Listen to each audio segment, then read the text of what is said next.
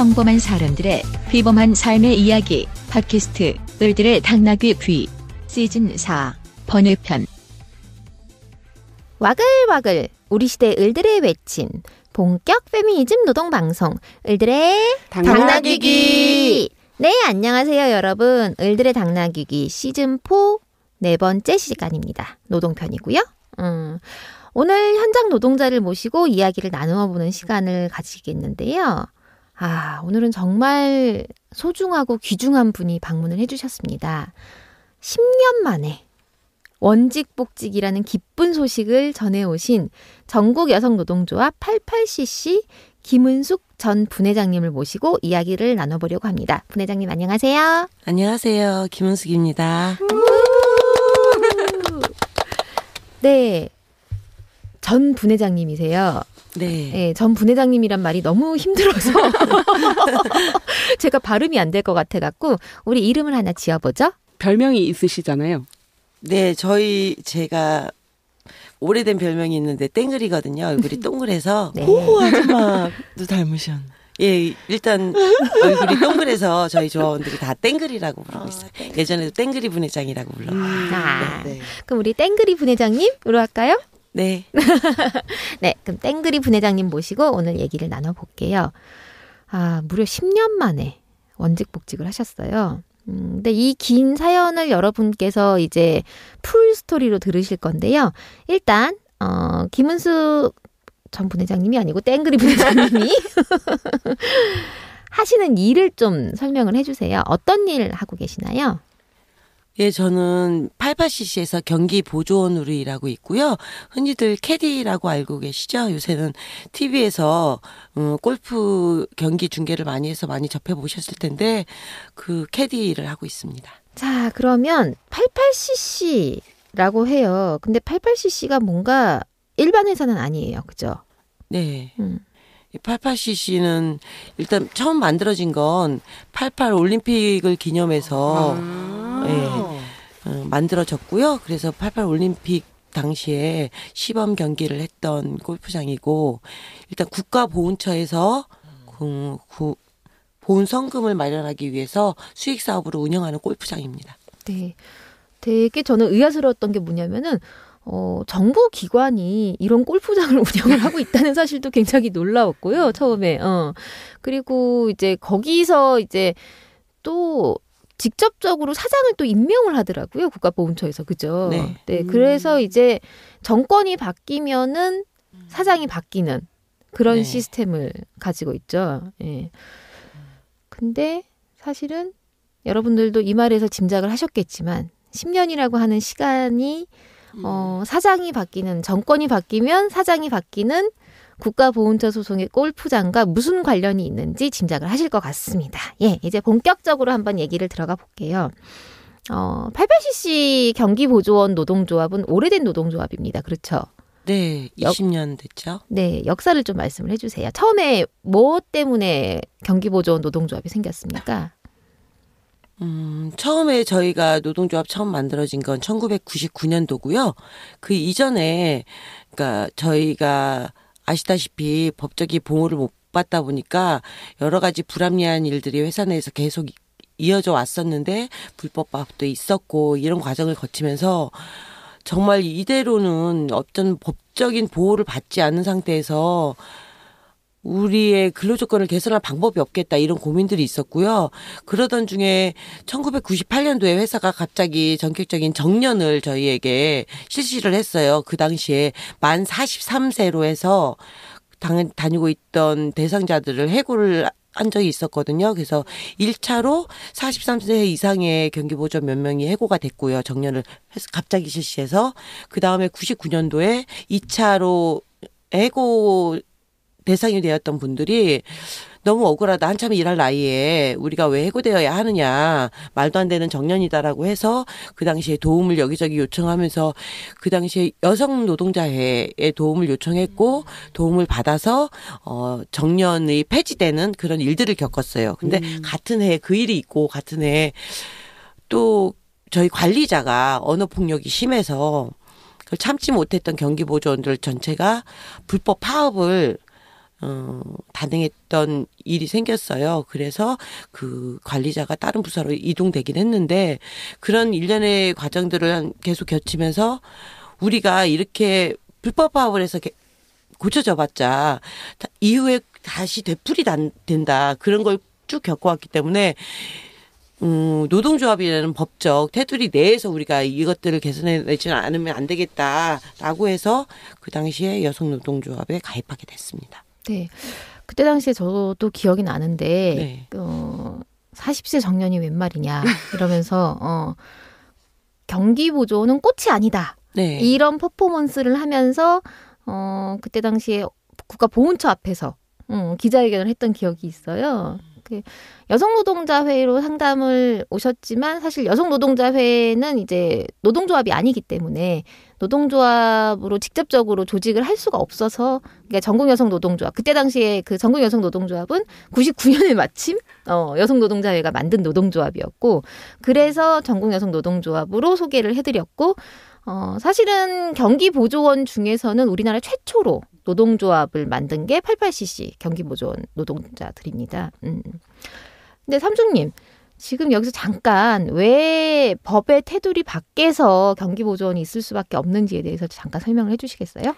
네, 경기보조원이나 뭐 학습지 교사, 트럭 운전하시는 이런 분들 특수고용직이라고 부르잖아요. 그러니까 이게 뭐 세계적으로 80년대 후반에 들어서면서 그 고용 관계를 회사가 회피할 목적으로 마치 일반 개인 사업자인 것처럼 만들어서 계약을 맺는 방식 이런 노동자들을 특수고용직 노동자라고 하고 경기보조원도 이런 특수고용직 노동자의 대표적인 예라고 할 수 있습니다. 그래서 특수고용직 노동자는 굉장히 지금 판결들도 엇갈리고 있고 양상도 너무나 다양하고 지금은 그 숫자를 추정할 수 없을 정도로 굉장히 많은 형태의 그 특수고용 노동자들이 있는데요. 제가 경험한 사례들은 일반적으로 뭐 강사를 하고 있었는데 학원에 소속이 되어서 어느 순간 이거를 사업자 등록으로 계약을 바꾸자라고 하는 경우에는 나중에 이렇게 계약서를 쓰고 나면 이 사람은 특수고용 신분이 되는 거죠. 그러면 노동법상 노동자가 아니다라고 이해가 되면서 이 법의 테두리에서 보호를 받지 못하게 되는 거죠. 그래서 경기보조원들이 노동조합을 만듦에 있어서 초창기에 난관이 굉장히 많았어요. 그죠? 그래서 제가 기억하기에 항상 이제 단협 시즌이 되면은 골프장에 항상 들어누워 계셨던 걸로 제가 기억을 해요. 예, 저희가 노동조합을 만들자마자 제일 먼저 회사로부터 들은 얘기는 니네가 무슨 노동자냐. 니네는 노동자도 아니고 노동조합을 만들 권한도 없다. 너희는 개인 사업자다라고 하면서 탄압을 했죠. 그래서 계속 싸우셨는데 그래도 이제 그 2007년도 네. 그때까지는 회사와 단체 협약이라고 말씀드려야 하시겠구나. 단체 협약을 몇 차례 갱신을 했었어요. 그죠? 네네. 예. 그러면서 이제 노동조합 조합원들도 늘어나면서 그러면서 결속이 굉장히 단단해졌죠. 네. 그때 얘기 좀 해주세요. 그러니까 아까 말씀드렸다시피 처음에 노동조합 자체를 불인정하고 불법 노조라고 해서 1999년도에 노동조합 설립하고 2000년도에 단체 교섭을 시작했는데 회사가 회피를 했죠. 그래서 2000년도에 아까 말씀하셨다시피 들어누워 있었고 그 당시에 저희가 행정해석을 받았어요. 노동조합법상 노동자가 맞다라고 해서 회사가 거기에 굴복을 해서 2001년도에 단협을 체결했고 그래서 이제 노동조합 활동 열심히 하면 되겠다 했더니 2003년도에 또 2년이 돼서 단체 협약을 갱신하려고 했더니 또다시 사장이 바뀌면서 니네가 무슨 노동조합이냐. 단협이 체결되어 있음에도 불구하고 노동자가 아니다라고 해서 황당하게 또 들어누웠습니다. 그리고 다시 또 회사가 불법 직장 폐쇄를 단행했기 때문에 뭐 아까도 2000년도에도 들어누웠던 이유가 회사가 직장 폐쇄를 했기 때문이고 2003년도에도 또 직장 폐쇄를 했거든요. 그래서 들어누워 있었던 거고 그 직장 폐쇄의 불법성이 증명돼서 또 다시 단협 체계를 하게 됐고요. 그 이후로는 2005년, 2007년이 넘어가서 2008년 초반에 평화롭게 단협 체결을 했었어요. 그러면은 실제로 노동부에서 근로자성을 인정을 해줬다라고 하면 특수고용직이 아니라 경기보조원은 노동자인 거예요? 아니요. 아니죠. 그러면 어떻게 되는 지금은 특수고용직이신 거잖아요. 네. 이게 이게 좀 복잡한데 근기법상 근로기준법상 노동자와 그다음에 노동조합법상 노동자로 나눠 버리더라고요. 그래서 노동조합법상 노동자로는 인정을 해주면은 이제 노동조합은 만들 수가 있어요. 그리고 단체 협약도 체결이 가능하고 그런데 노동자로서의 어떤 근로기준법의 보호는 받을 수가 없는 그런 굉장히 이상한 구조가 되는 거죠. 네. 이게 굉장히 저희도 이 법적 지위를 설명할 때 보통 이 말씀을 드리면 다들 의아해하세요. 못 들어봤으니까. 근데 저희가 그런 특수한 위치에 놓여져 있습니다. 근데 저는 그때 기억 중에 되게 또 인상적이었던 게 뭐냐면 이제 특수고용직 노동자들이 산재보험에 가입을 할 수가 없잖아요. 네. 산재보험에 가입을 할 수가 없는데 전국여성노동조합이 88cc 경기보조원들을 노동자로 조직을 하면서 굉장히 산재사고가 많았잖아요. 네. 골프장에서 골프공에 맞아갖고 다치는 경우가 굉장히 많았고 카트가 뒤집어지거나 뭐 이런 경우들도 많았고 그래서 다치는 분들이 많았는데 그때 다 자비로 치료를 하시더라고요. 네. 그래서 이제 그때 그 특수고용 노동자들에게도 산재보험을 적용해라라고 하는 요구를 시작을 하셨죠. 2000년대 초반에. 네네. 그때 얘기 좀 해주세요.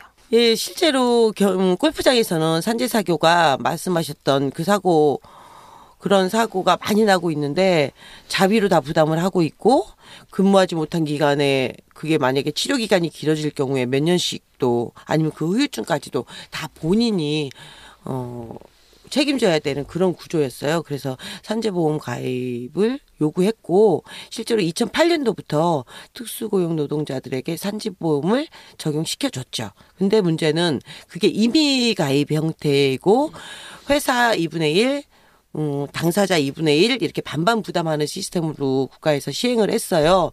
근데 실제로 딱 그렇게 시행을 하니까 어떤 일이 벌어졌냐면 골프장들에서 적용 제외 신청을 강제적으로 받기 시작했죠. 그러니까 실제로 일반 회사에서는 산재 100%죠. 같은 경우는 네. 100% 네네. 사업주가 부담을 하게 되어 있는데 그것도 반 나누고 나중에 이제 제외 명단을 막 강제로 받아가지고 산재 보험에 가입하지 않고 보상해주지 않겠다라고 구조를 만들어 버렸다는 거죠.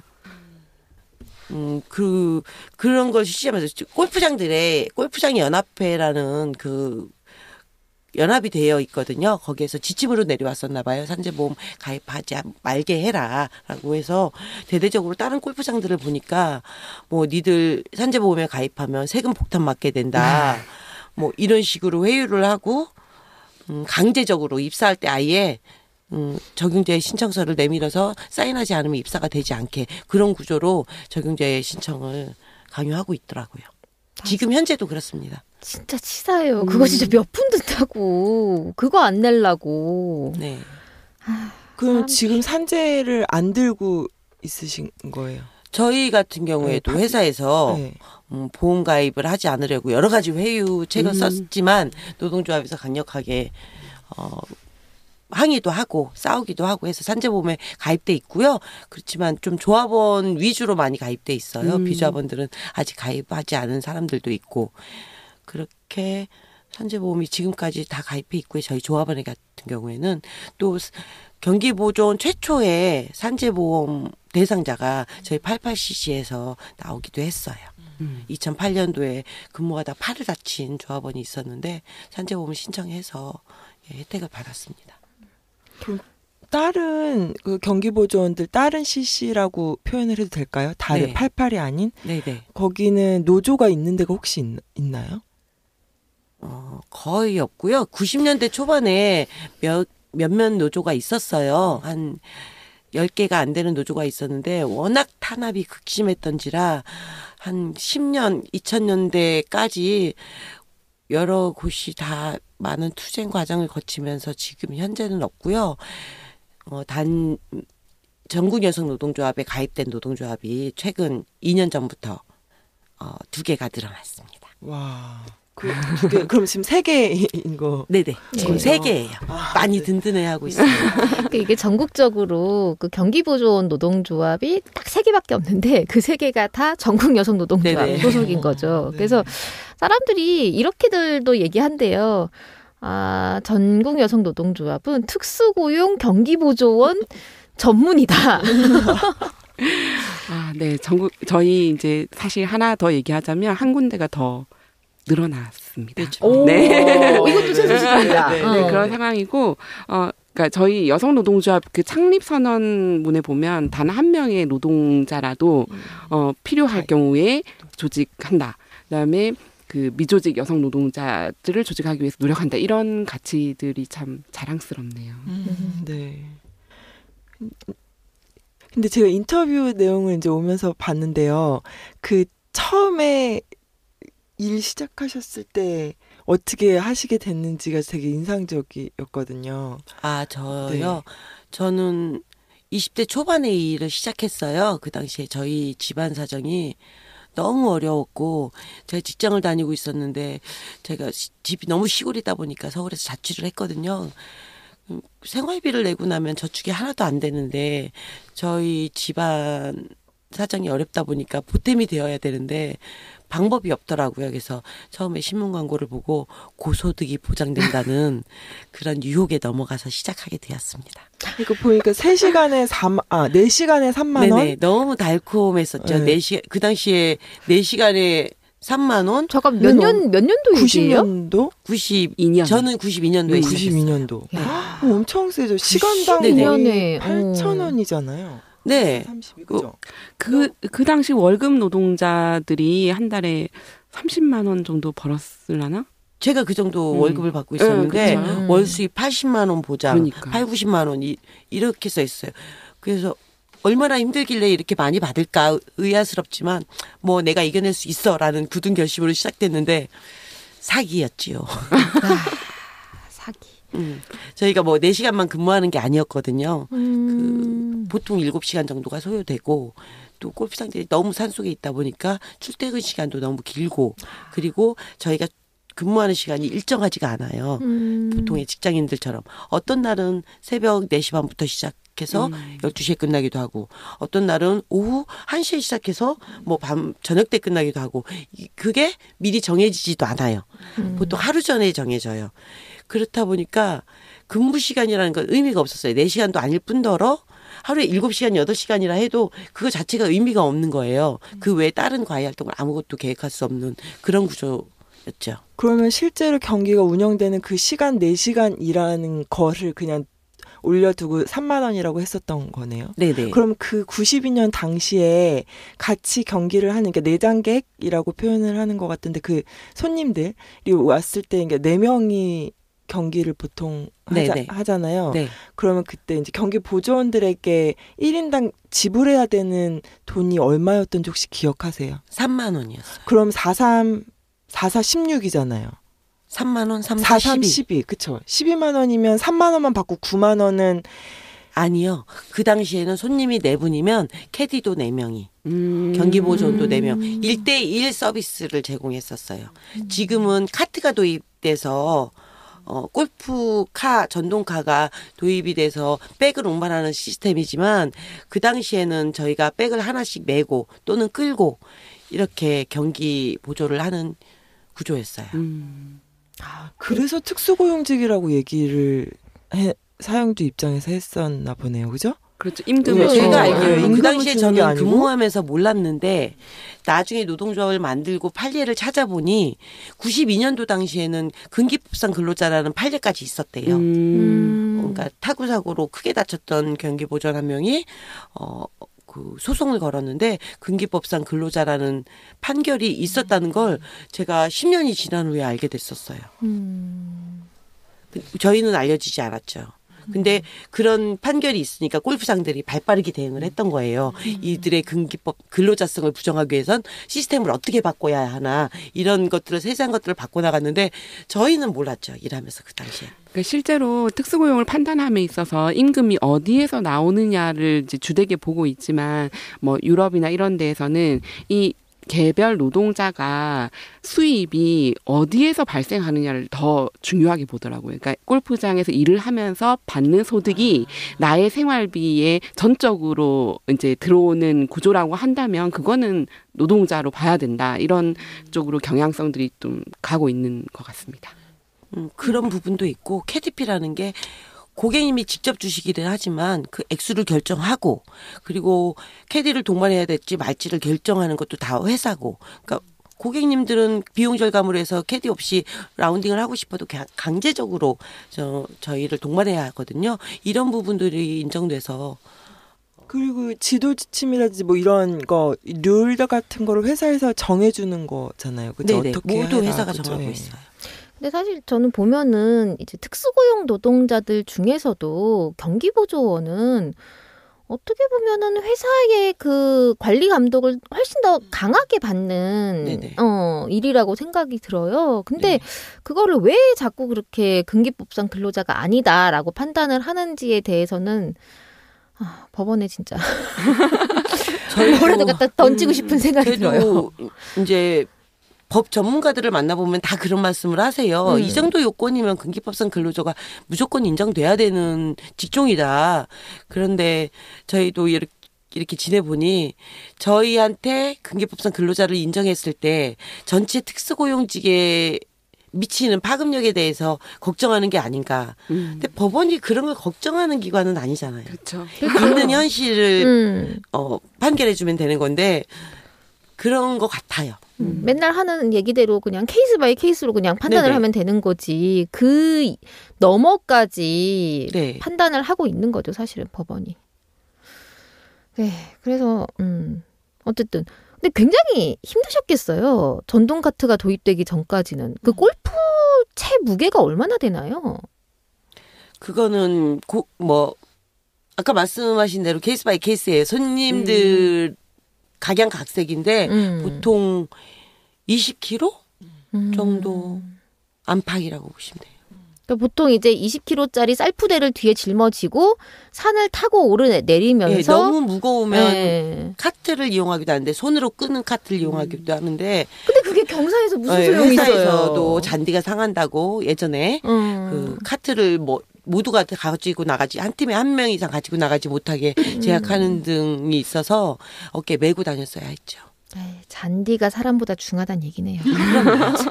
캐디보단 중하죠. 그러면 회사에서는. 그 내장객을 도우는 거 말고 어떤 일들을 하시나요, 주로? 그러니까 이거를 설명하기가 보통 골프장들을 일반인들이 많이 구경을 못 하시잖아요. 그러니까 보통의 운동 경기들이 일정한 코트, 작은 코트에서 운동을 하게 되잖아요. 축구장이면 축구장, 탁구장이면 탁구장, 테니스면 테니스장. 근데 저희는 골프장 자체가 되게 넓어요. 보통 18홀을 저희 88 골프장 같은 경우는 36홀이에요. 그러면 정규 코스가 2개예요. 정규 코스는 18홀을 기준으로 하거든요. 그럼 18홀의 그 경기장이 보통 2-30만 평 정도 돼요. 2-30만 평 정도의 18개의 홀이 이어져 있어요.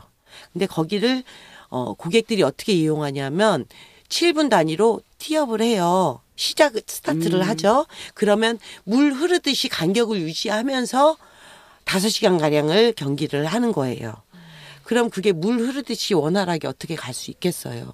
각자의 실력도 틀리고 성향도 틀리고 운동하면서 욕구들도 틀린데 그러니까 저희가 그걸 고객님들 옆에서 원활한 흐름이 될 수 있도록 저희가 그 제어하고 리드하고 이런 역할을 하는 거거든요. 그러면서 코스도 고객님께 코스도 안내해야 되고 골프카도 예전에 메고 끌었고 지금은 전동 카트를 저희가 운전을 해서 다니지만 그렇게 고객님과 골프카트를 운반하고 타구 사고가 나지 않도록 아시겠지만 골프공이 돌처럼 딱딱해요. 그 공이 250m씩 날아갈 때 얼마나 강력한 힘으로 날아가겠어요. 그 볼에 맞으면 중상을 입거든요.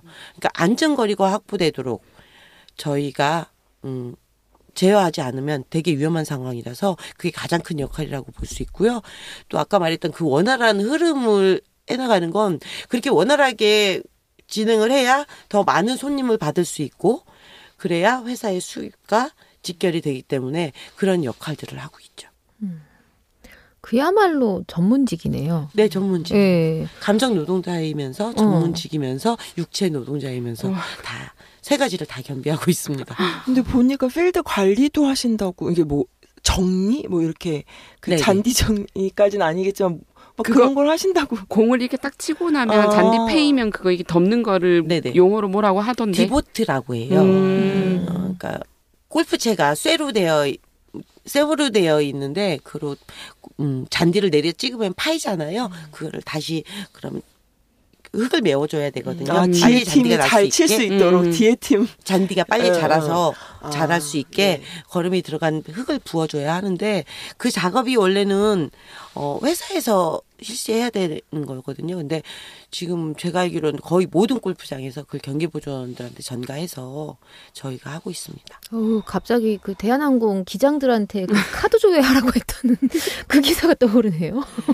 예전에 그러니까 고객님 한 명당 경기보조원이 한 명씩 같이 라운딩을 했다고 그랬잖아요. 그 당시에는 저희가 들고 다니면서 그를 일일이. 수습을 했어요. 근데 이제는 손님 4명당 경기보조원 1명이 동반을 하니까 그 잔디 보수를 할 시간적 여유가 전혀 없어요. 그러니까 근무가 끝나고 에? 경기보조원들이 그 작업을 하도록 회사가 하고 있죠. 그거에 대한 수당은요? 없습니다. 그 말도 안 경기 돼. 보조원인데 시설 관리도 하고 그쵸. 초과 근로도 하고 그러니까 초과 노동도 하고 이런 거죠. 회사의 입장은 어떠냐면 그 회사는 무슨 일을 하는 거지? 잔디 보수는 고객님이 해야 될 일인데 고객님이 안 하니까 캐디가 대신 해야 된다. 이런 입장을 가지고 있고요. 저희 입장에서는 그 잔디를 대여하는 돈으로 그 어마어마한 20만 원이 넘는 그린피를 고객님들로부터 받고 있는데 왜 그 돈으로 보수하지 않고 우리한테 전가하는지 너무 억울하지만 지금 다 시행하고 있는 실태예요. 단협으로. 네, 단협으로 해결해야 하지요. 네. 네. 화이팅. 화이팅. 갑시다. 네. 그래서 드디어 이제 우리가 골프장 경기 보조원에 대한 업무에 대한 이해가 끝났습니다. 자, 그러고 나가지고 이제 그 다음 단계로 한번 넘어가 보죠. 그래서 2008년도에 우리가 기억하듯이 이제 이명박 정권이 들어섭니다. 이명박 정권이 들어서면서 88cc 경기 보조원들에게 피바람이 몰아치죠. 네. 네. 어떻게 된 일입니까? 지금도 헛웃음부터 나오는데요. 당시 2008년도 당시에 2008년도 3월 달에 평화롭게 단체 협약을 체결했어요. 그리고 5년 넘게 회사와의 원활한 노사 관계를 유지하고 있었고 평화롭던 시기였거든요. 그 당시에 저희 88cc 사장님 임기가 3년이 남아 있었고 보통 공공기관 사장님들은 정권이 바뀌어도 임기를 보장해 주는 추세였거든요. 그런데 이명박 정권으로 바뀌고 사장님이 갑자기 바뀌었어요. 그래서 참 의아하다라고 생각하던 와중에 사장님이 바뀌면서 저희의 관리자가 바뀌었습니다. 그래서 새로운 관리자 밑에서 열심히 일하면 되겠다라고만 생각하고 있었는데 그분이 오자마자 공공연하게 떠들고 다닌 게 정권 바뀌었다. 단협이고 뭐고 니들 좋을 대로 다 해놨더라. 니네 좋은 시절 다 갔다. 이런 식으로 얘기를 하고 다니더라고요. 그래서 좀 어처구니가 없었습니다. 그래서 헛웃음이 바로 나오셨군요. 네. 아니, 근데 진짜 헛웃음이 나올 수밖에 네네. 없죠. 아무런 회사와의 어떤 마찰이 없었거든요. 그 당시에 평화롭게 단체 협약을 체결했기 때문에 축제 분위기였고 되게 좋은 분위기였어요. 그런 상황에서 관리자 바뀌었다고 그런 얘기를 하니까 왜 저럴까? 저 사람이 미친 사람 아닌가? 우리 막 그런 생각까지 했었어요. 사실은 이제 골프장 경기 보조원들의 노동 환경을 또 악화시키는 사람들이 또 고객들도 있지만 이제 회사 관리자들도 좀 역할을 많이 했잖아요. 그죠? 네. 옛날 얘기 좀 해주세요. 그 관리자가 어떤 짓을 했는지. 그런데 아까 정권이 바뀌었다. 니들 좋은 시절 다 갔더라. 이런 얘기를 했다고 그랬잖아요. 저희가 그 당시에는 어처구니가 없었어요. 왜 저런 말을 하지? 그리고 그 직후에 바로 조합원에 대한 차별이 시작됐고 무자비한 탄압이 시작됐는데 그거를 1년 넘게까지 왜 이런 일이 우리한테 벌어졌는지 몰랐거든요. 근데 그거는 애초에 계획이 돼 있었더라고요. 새로운 사장이 부임하고 새 관리자가 바뀌면서 노동조합을 없애야 되겠다는 치밀한 계획이 있었는데 저희는 그 사실을 몰랐었죠. 그 계획이 어느 차원에서 수립된 계획입니까? 사장 머릿속에서 나왔을 것 같지는 않아요. 되게 이상한데 그 당시에 사장만 바뀐 게 아니고 전무 감사가 다 바뀌었어요. 근데 이상하게 감사님들이 보통 어느 회사나 감사실에서 조용히 감사 업무를 하시잖아요. 근데 그 감사님이 청와대에서 내려왔다 이러면서 되게 많이 사장님보다 더 큰 소리를 치고 다니셨어요.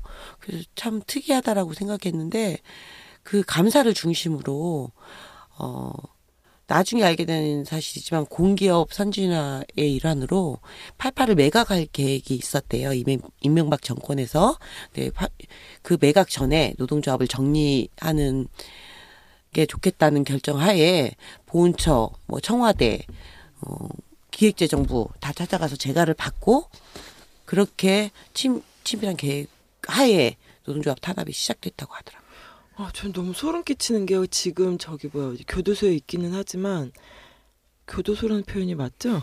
구속되어 있긴 하지만 그러니까 그 하나부터 10까지 모든 곳에 손을 뻗쳐서 거기를 구조조정하거나 아니면 민영을 하거나 돈을 빼낼 수 있으면 빼내고 노동조합을 탄압하고 이런 작업들을 쭉 했었던 거잖아요, MB가. 네. 근데 저희는 그 당시에도 그 매각 얘기가 나왔을 때도 경기보조원은 수급이 어렵거든요. 매각이 된다 해도 경기보조원을 저희 노동조합원을 해고해서 대체할 인력이 없어요. 그런데 왜 이런 짓을 할까라는 생각을 했었는데 지금 와서 보니까 가장 유력했던 그 매입하려는 대상자가 삼성이었거든요. 그래서 더욱더 그러지 않았을까. 왜냐하면 그러지 않았다면 굳이 경기보조원 노동조합이 있다고 그래서 노동조합을 탄압할 이유도 없고 저희가 임금이나 뭐 이런 부분은 회사와 협상하지 않거든요. 그냥 추세에 따르지. 그래서 크게 노동조합이 있다고 그래서 매입하는 대상자가 어려워하지 않을 텐데 왜 우리를 탄압할까라고 매각 얘기가 나올 때도 궁금했거든요. 근데 문호조 신화가 깨지긴 했지만 문호조 신화를 가진 삼성. 그러니까 항공사진으로 보면 88cc가 에버랜드랑 딱 붙어 있어요. 그래서 예전 김대중 정권 때부터 에버랜드에서 88을 매입하고 싶어서 그렇게 노력을 많이 했대요. 근데 보훈처는 수익 사업을 하고 있고 알짜배기 회사니까 보훈처에서 매각하기 싫어서 반대해서 계속 실패해 왔는데 그때는 아마 강력하게 추진했었던 것 같아요. 롯데한테는 공군 비행장을 틀어주고 삼성한테는 88을 넘겨주려고 네. 아주 에휴. 아마 그 당시에 저희와 다른 직원 노조도 있었거든요. 그래서 아마 경기보전이 법적 지위가 약하고 실제로 가진 파업력도 약하니까 본보기로 쟤들부터 없애야 직원 노조도 순수히 길들일 수 있겠다는 계획이 아니었을까라고 좀 추정하고 있습니다. 근데 이런 사실을 어떻게 알게 되셨어요? 이런 사실을 모진 탄압을 당하고 해고를 당하면서도 몰랐었어요. 그렇지만 소송이 많이 진행되면서 그 소송 자료 중에 그 용인경찰서 정보과 수사 기록이 있더라고요. 그러니까 정보과에서는 우리뿐만 아니고 회사 측에 대한 정보도 입수해서 보고를 하는데 그걸 입수할 수가 있었고요. 또 한 가지는 노조 탄압을 하는데 핵심 부서였던 경기과 직원이 아니요. 88cc. 88cc에서 저희 노동조합을 탄압하는 핵심 부서였던 경기과의 핵심 직원이 퇴사를 하면서 이런 사실들을 저희에게 알려줬습니다. 해고된 조합원들은 너무 불쌍하다. 그 사람들은 복직되었으면 좋겠다라는 얘기를 하면서 이런 사실들을 알려주고 자료들을 넘겨줬어요. 네, 참 고마운 사람이네요.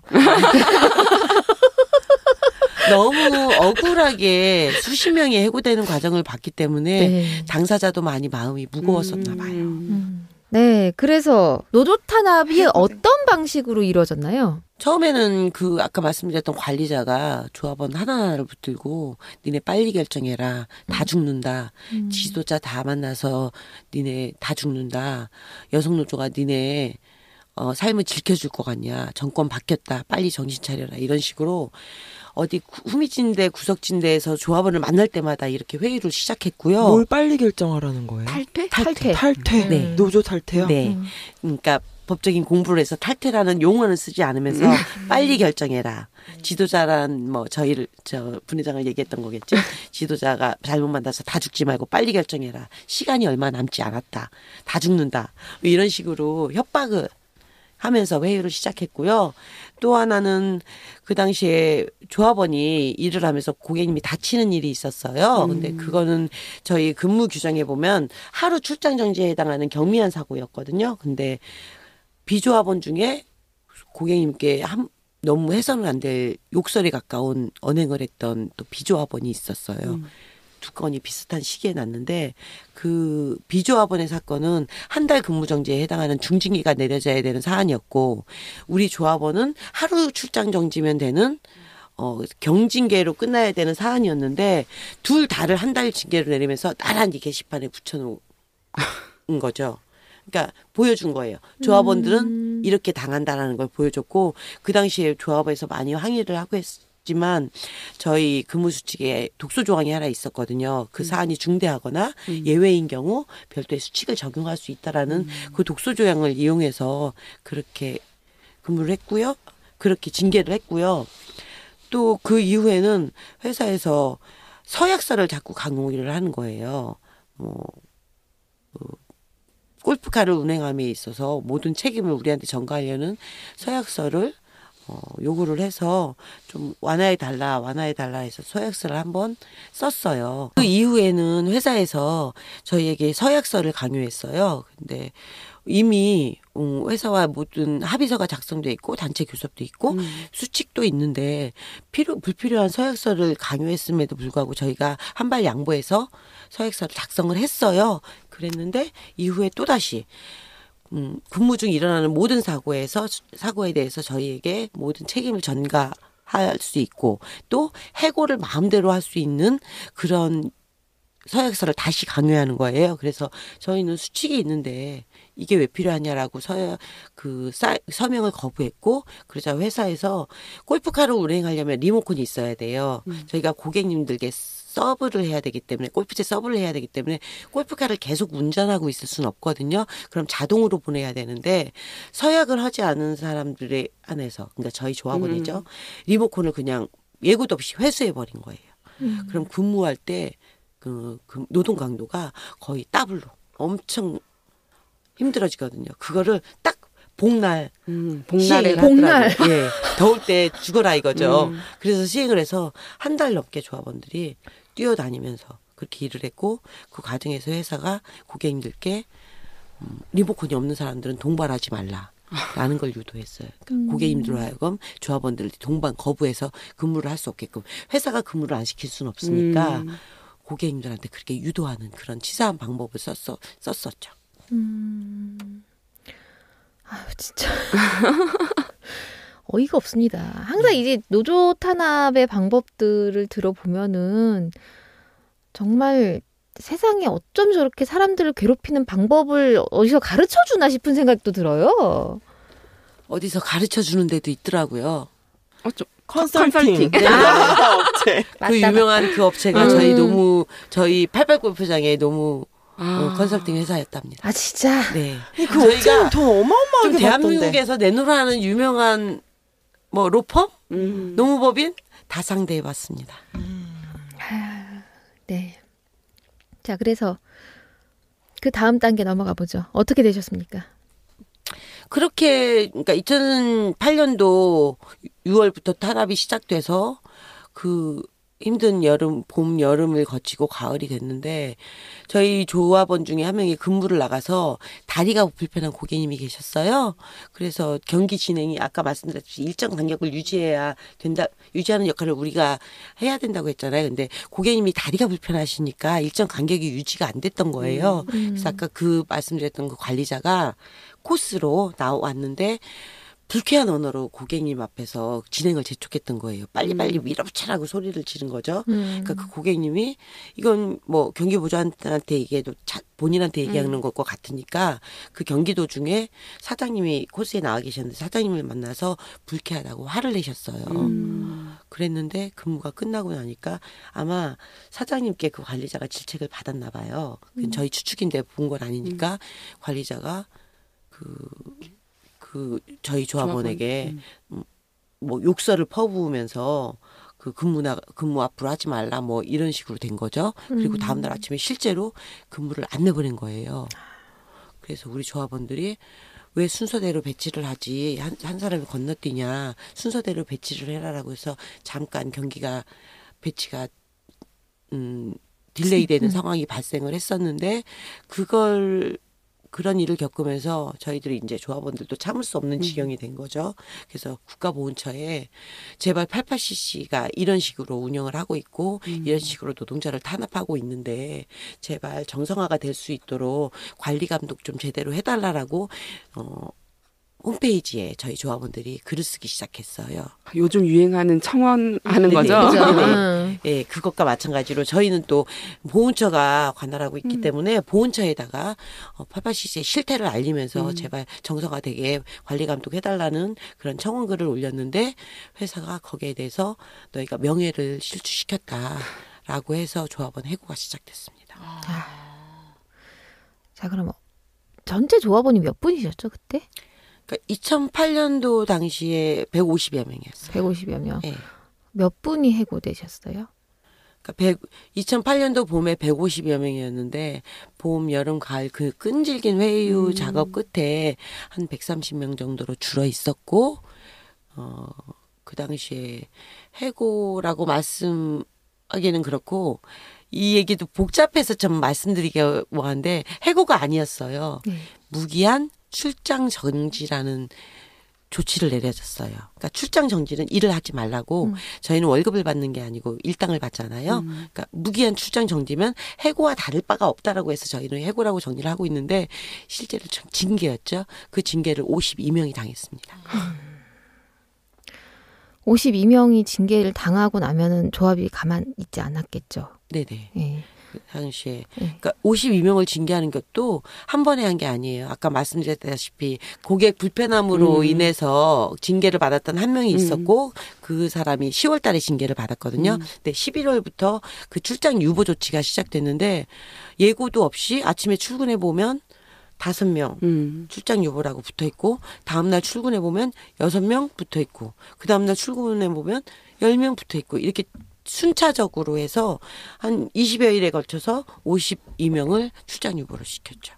예, 그 당시에는 부당한 출장 유보 조치에 대해서 항의하고 빨리 근무 복귀를 시킬 것을 요구했는데 아까 말씀드렸다시피 회사는 뭐 원래 계획돼 있던 그런 노조 탄압이었기 때문에 끄떡하지 않았고요. 조합원 50여 명이 근무를 하지 못하니까 부당한 그 출장 유보 조치에 뭐 집에서 있을 수는 없잖아요. 회사에 와서 복직시켜 달라고 얘기를 하고 있는 상태에서 계속 요구를 하고 회사 면담을 신청을 하고 그럼 회사는 면담 거부를 하고 회사에서는 서약서와 반성문을 요구했어요. 그래서 쓰겠다라고 하면 서약서 내용 좀 보겠다 하면 서약서를 아예 안 보여주고요. 보여주지 않고 반성문 먼저 써와라라고 해서 반성문을 써가면 계속 마음에 안 든다고 반려시키는 방식으로 복직을 시키지 않았죠. 자, 그럼 우리 땡그리 분회장님은 어떻게 되셨나요? 저는 그 당시에 상근을 하고 있었어요. 그래서 그 출장 나가지 못하는 조합원들과 함께 회사에 계속 요구를 하고 피켓팅도 하고 여러 가지 정부 기관이나 보훈처에 계속 호소하고 보훈처 앞 청와대 앞에서 1인 시위도 하고 여러 가지 활동들을 했었죠. 그러다가 그러면 계속 회사에 머물러 계실 수 있었던 건가요? 네. 하고 노조 간부들이 계시잖아요. 예, 그 당시에 저는 주로 보훈처나 보훈처나 뭐 국회, 청와대에 1인 시위를 하거나 아니면 면담을 요청해서 관계자들을 만나면서 호소하는 그런 역할들을 했고요. 상근자가 한 명 더 계셨는데 한 명이 50여 명의 조합원들을 컨트롤할 수가 없잖아요. 그리고 조합원들이 어느 날 갑자기 부당하게 해고가 됐기 때문에 분노가 너무 차 있었고 이런 상황에서 컨트롤할 수가 없어서 조합 간부들 몇 명이 좀 컨트롤할 수 있게 조합 활동으로 할 수 있게 회사에 공문을 보냈는데 회사가 계속 불허를 한 거예요.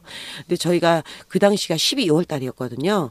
골프장은 12월 달엔 비수기여서 팀 수가 10분의 1 이하로 줄어요. 그래서 경기 보존도 많이 필요가 없어요. 그래서 조합 활동으로 얼마든지 허락을 해줘야 함에도 불구하고 회사가 계속 불허를 한 거예요. 그래서 저희는 계속 공문으로 지금 불허할 이유가 없다. 경기보조원이 지금 불필요한 상황에서 조합 활동을 하겠다는데 불허할 이유가 없다라고 계속 보냈는데 회수가 계속 불허했고 그래서 조합원들이 어쩔 수 없이 우리 불허하는 게 부당함을 말하는 공문을 작성해서 보내고 조합원들과 함께 있게 됐죠. 3명이.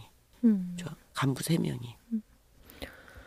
그래요. 그러고 나가지고 이제 조합원들이 이제 근데 이게 그 부당 징계를 당한 게 한꺼번에 된 게 아니잖아요. 네. 그러니까 되게 굉장히 순차적으로 막 이렇게 되면서 일이 좀 되게 복잡해졌다라고 얘기를 하셨는데 그럼 부회장님은 계속 회사에서 남아서 일을 하셨나요? 아니면 같이 뭔가 징계를 당하셔가지고 회사를 나오시게 된 건가요?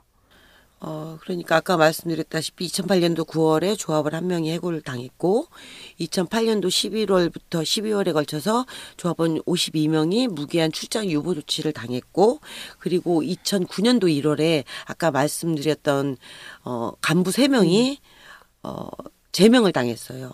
아까 말했던 조합원들의 출장 유보 조치와 다르게 해고에 해당하는 제명을 당했고요. 그다음에 또 조합 간부 한 명이 해고를 또 당했어요. 조합 활동을 이유로. 그리고 저 같은 경우에는 해고 당하지 않고 있었어요. 여기서 눈치채셨겠지만 아까 11월 달까지 조합원이 한 명도 징계를 당하지 않았어요. 좀 회사가 애초에 계획이 간부는 징계를 주지 않고 조합원만 징계를 줌으로써 간부와 조합원 사이에 그 이간질을 하려는 계획이 있었기 때문에 간부들은 해고 안 했다가 간부들은 이후에 해고된 거죠.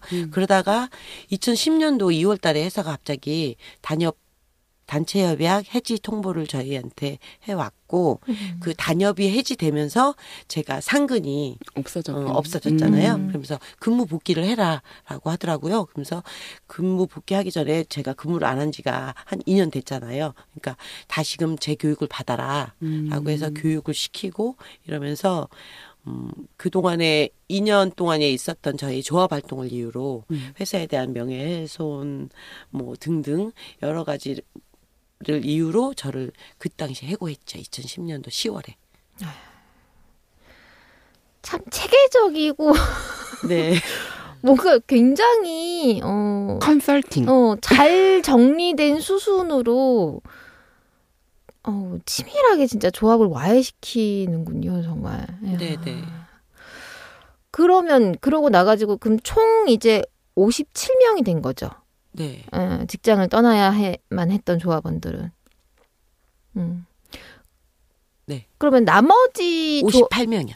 58명. 52명에다가 5명이면 57명인데. 9월에 한 명. 네. 네, 58명. 58명이 이제 직장을 나가지 못하게 됐고, 그러면 나머지 조합원들의 불안감은 굉장히 컸겠어요. 불안감에서 그치지 않죠. 저희가 그 당시에 그 회사가 그렇게 해고 조치를 취하면서 그 해고 기간이 길어졌잖아요. 그래서 생계가 어려워지고 그러면서 저희 조합 측에서 조합원들을 모아놓고 한번 얘기를 했어요. 결단을 내렸어요. 이 투쟁이 저희가 복직 투쟁이 짧지 않을 것 같아. 긴 투쟁이 될 것 같다. 생계가 너무 어려운 조합원들은 탈퇴하고 근무를 해도 좋다라고 조합에서 얘기를 했고 그 당시에 많은 조합원들이 울면서 생계 때문에 조합을 탈퇴하고 근무에 복직을 했었거든요. 그래서 해고되지 않고 탈퇴도 하지 않은 조합원들이 한 20명이 안 되게 남아 있었어요. 근데 그 조합원들을 회사가 어떻게 했냐면 저희가 경기보조원들은 아까 말했다시피 근무 시간이 일정하지 않다라고 했잖아요. 번호가 부여돼 있고 번호대로 로테이션으로 근무를 나가요. 근데 회원들에게 요청을 해서 조합원은 근무를 동반을 거부해라라고 요청을 해서 회원들이 주도적으로 회원들은 부킹권이 걸려 있기 때문에 회사 눈치를 볼 수밖에 없거든요. 그러니까 회원들이 동반을 거부해서 조합원들이 회원들이 거부해서 일을 못 나가는 시스템을 만들어 본 거예요. 그래서 조합원들이 원래는 뭐 6시 반 팀을 나가야 돼요. 새벽에. 그러면 5시에 출근을 했는데 계속 거부를 당하니까 오후 2시에 근무를 나가고 이런 상황을 1년 넘게 지속시켰어요. 그리고 근무하면서 별 큰 실수가 아니어도 트집 잡아서 징계를 주고 그런 방법으로. 그래서 조합원들이 매일 울고 노동조합을 탈퇴를 못하겠고 이 너무 고통스러우니까 견디지는 그 당시에 어린아이가 있던 조합원이었는데 아이를 왜냐하면 오전 근무를 하거나 오후 근무를 하거나 정해져 있어야 되는데 맨날 새벽에 근무를 해서 밤늦게 퇴근하는 일이 계속 반복이 되니까 어쩔 수 없이 이직을 하는 조합원도 발생을 했었고 그렇게 많이 탄압을 당했죠. 오히려 회사 내에서 말할 수 없는 고통을 당했었죠. 제가 그때 기억이 나는 게 근데 그러시면서 이제 사실은 조합을 탈퇴를 하는 게 본인으로서는 굉장히 편한 삶을 살 수 있는 방법인 거잖아요. 그리고 사실 그런 상황에서 노동조합이 뭔가 나에게 힘이 되어줄 수도 없는 상황인 거고. 근데 왜 탈퇴를 안 하신 거냐라고 여쭤봤더니 그때 한 조합원이 저한테 그런 말씀을 하셨어요. 내가 사람이 아니었던 시절로 다시 돌아간다는 얘기다, 그거는. 내가 사람이 되고 난 다음에 사람이 아니었던 시절로 다시 돌아갈 수는 없다라고 그렇게 말씀을 하시더라고요. 근데 그 말이 진짜 잊혀지지가 않았어요, 저는. 그 당시에는 정말 아시잖아요. 2008년도, 2009년도, 2010년도 대한민국이 어땠습니까? 더군다나 저희는 저희는 조합원이 뭐 몇십 명밖에 안 되고 산속에 있는 그 직종 자체도 노동조합 뭐 많이 조직돼 있지 않고 그런 작은 노조였잖아요. 그러니까 저희를 만나는 모든 사람들이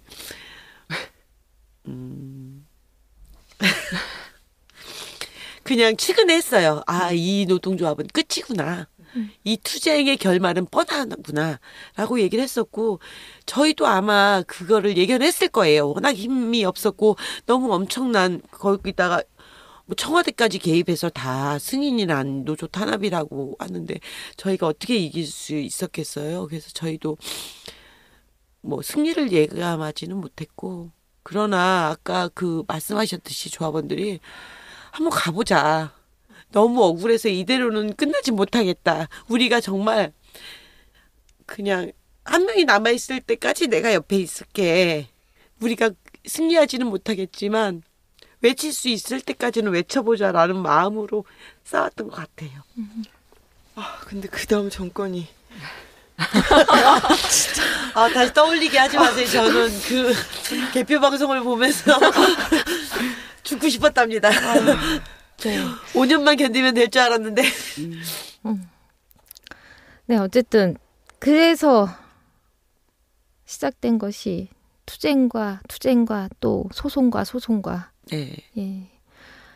그때 당시 투쟁을 굉장히 열심히 진행하셨던 거는 저는 기억이 나요. 그리고 소송이 한두 건이 아니었죠. 네네.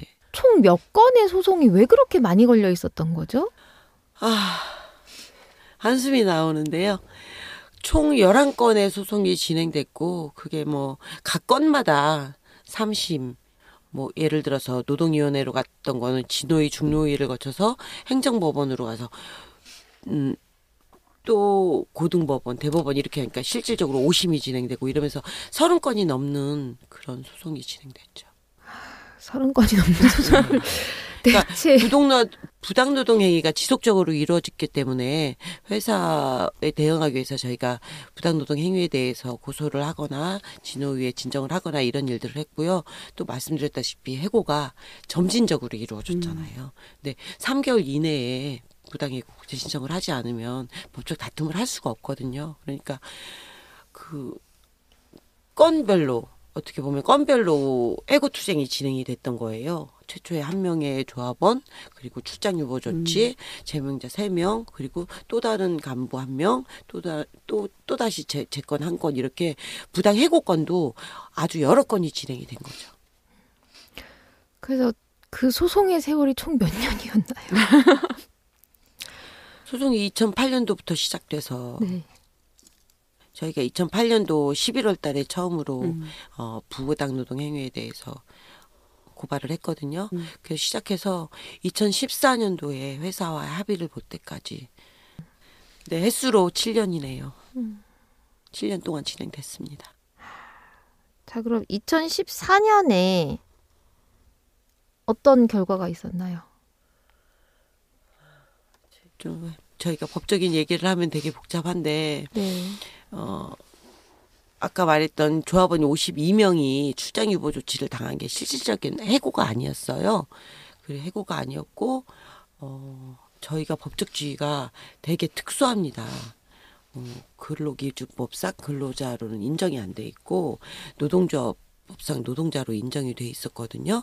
그래서 부당 해고를 다투기도 했지만 만약에 기존의 근기법상 근로자가 부정되었을 때 부당 해고 자체가 아무리 억울하다 해도 각하돼 버리는 결과를 낳을 수밖에 없거든요. 그래서 변호사의 조언을 얻어서 민사소송으로 진행이 됐어요. 52명 민사소송을 진행을 했어요. 그래서 그 가장 큰 그 11건의 건 중에서 가장 큰 중심됐던 소송이 그 부당징계 무효 확인 소송 민사건이었는데 그 2013년도에 고법 판결이 났어요. 저희 승소로 그 판결이 나면서 회사 측에서 상고하지 말고 합의하자라는 제안이 들어와서 그 당시에 조합원들과 의논해서 상고를 포기하고 복귀를 하게 되었습니다. 아, 진짜 이 세월을 갖다가 이 한 줄로 말씀드리기가 참 어려워요. 어렵고 지금 우리 땡그리 분회장님도 여러 가지 감정이 지금 올라오고 계신 것 같은데 소송 과정에서 뭐 어려웠던 점은 없으셨나요? 많았겠지만 물론. 예, 너무 갑자기 보고가 전에 소송 과정에서 너무 많이 어려웠어요. 제가 정말 조합원들한테 장난으로 그런 말도 했어요. 나는 지나가다가 누구한테 얻어맞아서 중상을 입어도 소송은 안 걸 거다라고 할 정도로 소송 과정이 너무 어려웠는데 일단은 소송 비용이 정말 저희가 상상할 수 있는 범위를 벗어나더라고요. 너무 건수가 많았고 저희는 진호위에 진정을 할 때 저희 88CC가 국가기관이잖아요. 그래서 중앙노동위원회나 뭐 판결이 있으면 이행을 할 줄 알았어요. 근데 회사는 다 그걸 법원으로 다시 행정법원으로 소송으로 끌고 가버리고 이러면서 실제로 오심이 진행되는 이런 결과를 낳다 보니까 그 건수별로 소송비가 어마어마해서 정말 저희 조합원들이 그 소송비 마련을 위해서 안 해본 일이 없어요. 뭐 졸업 시즌이 되면 밤새 꽃을 만들어서 꽃도 팔아보고 양말을 떼다가 길거리에서 양말도 팔아보고 김밥 샌드위치 만들어서 정말 그 대로에서 출근길에 그런 걸 팔기도 하고 밤에 포장마차도 운영해보고 별짓을 다 했는데 소송비를 충당을 할 수가 없더라고요. 그래서 그런 어려움들이 너무 많았고요. 또 하나는 정말 우리나라 법의 허점에 대해서 저희가 소송을 진행하면서 총 회사에 5개의 로펌을 상대를 했던 것 같아요. 4개의 로펌을 상대했나? 그래서 그냥 TV에서 막연히 듣던 전관예우에 대한 그 무서움, 폐해를 저희가 직접 겪었었어요. 저희가 아까 부당징계 무효 확인 소송이 고등법원에 갔더니 회사가 딱 로펌을 바꾸더라고요. 그 당시에 저희 담당 주심 판사에 바로 뭐 학교 선배이면서 바로 2달 전까지 고등법원의 그 판사였던 분으로, 부장판사였던 분으로, 그리고 바른. 유명하잖아요. 이명박 정권에. 바른의 그런 판사님으로. 그래서 우리 변호사도 이건 정관예우가 작용될 것이다 라고 얘기했는데, 설마 정의가 있는데 라고 했는데, 막상 재판을 시작하니까 심리를 한 번밖에 진행 안 했는데 심리를 종결하겠다고 판사가 그러는 거예요. 그래서 저희 변호사님이 그런 모습 처음 봤는데 법정에서 소리를 지르면서 막 황의를 했던 그런 일도 있었어요. 그래서 정말 몸으로 처음 느꼈죠. 정관예우라는 게 이렇게 현실에서는 억울한 사람들에게 정말 피눈물을 만들어내는구나라고 했고, 회사는 대법원으로 가면 또 그거에 맞는 태평양으로 바꾸고, 또 정권이 바뀌니까 화의로 바꾸고, 이렇게 정관예우를 계속 이용하면서 로펌을 바꿔 나가더라고요. 그래서 너무 증거가 있고 진실이 있지만 진실만으로는 해결되지 않는 우리 사회의 부조리를 저희가 소송을 진행하면서 뼈저리게 느꼈습니다. 정말 적폐네요, 적폐. 이건 진짜 도려내야 될 네네. 진짜 적폐입니다. 그 당시에 정말 너무 억울해서 정말 진실을 우리나라 법원에 가면 대화로 해결하고 싶었고, 노동부에서 어떻게 해결해 줄 줄 알았는데 그러지도 않았고, 그럼 최종으로 가면 법원에서는 진실을 밝혀주겠구나, 진실을 판결을 해주겠구나 했는데, 법원에서조차 돈의 논리로 우리를 판결해 준다는 게 이제 마지막 절벽 같은 느낌? 막막하고 너무 힘들었던 그런 기억이 떠오릅니다. 이제 법적으로 이제 소송도 이어졌지만 현장 투쟁도 계속 하셨잖아요. 네네. 보훈처 앞에서 30일간 우리 땡그리 분회장님이 단식을 하셨어요. 네네. 그때 얘기 좀 해주세요. 그때가 2009년도 9월에 시작을 했는데요. 아까 말씀드렸다시피 2008년도 11월에 본격적인 조합원 해고가 시작됐잖아요. 그 이후에 정말 안 해본 거 없이 우리가 할 수 있다라고 상상력이 미치는 모든 행위를 했던 것 같아요. 청와대 앞, 국회 앞, 보훈처 앞, 노동부 앞, 그리고 경기지방노동청 앞, 모든 곳에서 회사 앞, 피켓팅, 집회 계속 진행을 했고요. 우리가 만나볼 수 있는 모든 정치인들을 만나서, 아무래도 회사가 국가 기관이다 보니까, 그러니까 회사를 88CC로 관할하는 정무위원들이나 아니면 환노위원들한테 찾아가서 많이 호소도 하고, 그때 권익위원회로 바뀌었죠. 인권위원회에도 찾아가고, 사회 지도층이 우리가 어떻게 발가락이라도 볼 수 있는 모든 사회 지도층들은 쫓아가서 다 우리 상황을 알리고 호소를 하고 모든 활동을 해봤는데, 결국에 돌아오는 대답은 하나더라고요. 알지 않냐. 모르겠다고 대답했어요. 우리가 뭘 알아야 되느냐고. 나는 모르겠다고 하는데 알지 않냐. 지금 이 상황을 알지 않냐. 이러더라고요.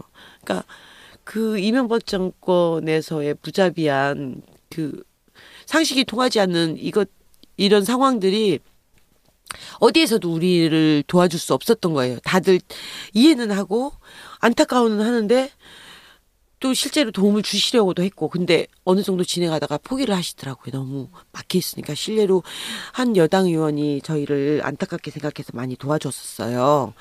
상황을 보니까 근데 도와주시다가 어느 순간 미안하다고. 우리 의원님도 어려움을 많이 당하셨다고, 미안하다고 이렇게 양해를 구하더라고요. 그런 식으로 그런 걸 굉장히 많이 겪었어요. 처음에는 너무 어처구니가 없는 상황이니까 도와주려다가 좀 알아본 후에 미안하지만 안 되겠다고 도움을 거절하는 그런 일들도 많이 당하고 이러면서 2009년도 9월쯤에는 정말 할 수 있는 방법이 근데 그 과정에서 단 한 명이라도 내가 끝까지 이 얘기를 가져가 보겠습니다라고 얘기한 사람은 없었어요. 그렇게까지 약속해 주신 분은 없었던 것 같아요. 그냥 다 어쨌든 이게 내가 할 수 있는 최선입니다. 이러면서 어느 순간 물러서셨군요. 네. 음. 물론 도움을 주시려는 노력들은 하셨지만 본인들도 이제 지치시고 힘드셨던 것 같아요. 뭐 어디에 얘기해도 그 당시에 상황이 그랬잖아요. 뭐 그때는 그랬잖아요. 또 이명박 정권에서 많은 본보기를 보였었잖아요. 그렇죠. 예. 근데 조합원들끼리는 어땠어요? 조합원들끼리요. 네. 많이 힘들었죠. 사실 그런 상황을 버텨내야 되는 건데 그 버텨냄이라고 하는 거는 같이 가는 사람들이 있어서 가능했다라고 저는 생각을 해요. 네네. 그리고 88 조합원들 같은 경우는 굉장히 결속력이 높고 단결이 잘 되잖아요. 그런데 그 힘은 어디서 나온 걸까요? 저도 잘 모르겠어요. 그러니까 저희가 노동조합을 만들기 이전에 저희 직종이 아까 말씀드렸다시피 고객님들로부터도 여러 가지 어려움을 겪고 회사로부터도 어려움을 겪고 어떻게 보면 사람 대접 못 받는다고 할까요?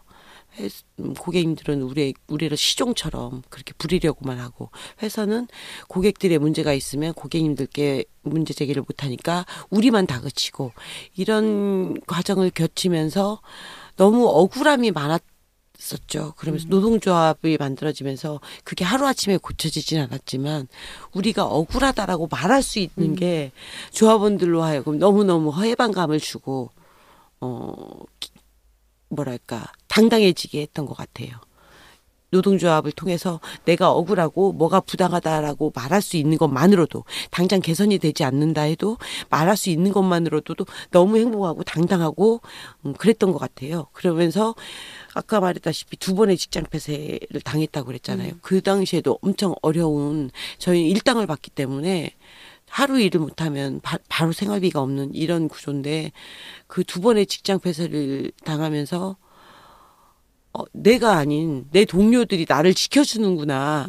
우리가 함께라면 이렇게 상상할 수 없는 일들을 버텨내고 이겨내는구나라는 성취감들이 너무 컸었기 때문에 그런 과정들을 거치면서 2008년도에는 저희가 이제 거의 노동조합이 10년이 됐으니까 서로에 대한 신뢰가 굉장히 높았던 시기였고 권리의식도 많이 강화돼 있었죠. 그런 시기에 아무 이유 없이 우리가 무슨 임금 인상이라든가 무슨 큰 복지 향상을 요구한 것도 없이 어느 날 갑자기 이런 일을 겪으니까 너무 분하고 그래서 조합원들이 포기하지 않고 싸우게 됐던 것 같아요. 그리고 동료를 믿었고 이게 힘들고 끝이 어떨지 모르지만 함께 가보자라는 마음이었던 것 같아요. 내가 먼저 배신하진 않을게라는 마음으로 싸웠던 것 같아요. 서로 그렇게 북돋아주면서 각자가 얼마나 좌절하는 일들이 많았겠어요.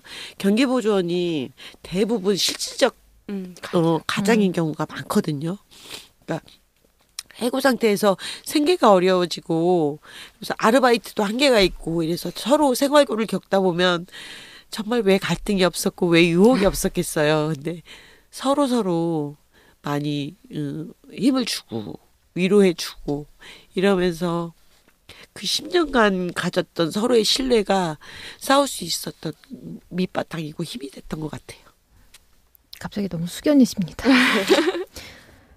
그러니까 함께하는 힘이 정말 대단한 거죠. 대단한 거고 이게 나 혼자였으면 사실 그렇게까지 버티지 못했을 거예요. 너무 선택은 쉬웠어요. 노동조합만 탈 때면 바로 내일부터 돈 벌고 아무 일 없었다는 듯 일할 수 있었는데 아까 조합원이 말했잖아요. 하지만 그 시절의 나로 돌아가고 싶진 않았던 거죠. 노동조합이 있음으로써 사람 대접 받고 이제 내가 노동자라는 걸 인식하고 내 노동의 소중함이나 내 노동이 존중받아야 된다는 이 의식이 싹 텄는데 다시 굴종하는 그런 생활로 돌아가고 싶지 않은 그런 조합원들의 열망이 있었겠죠.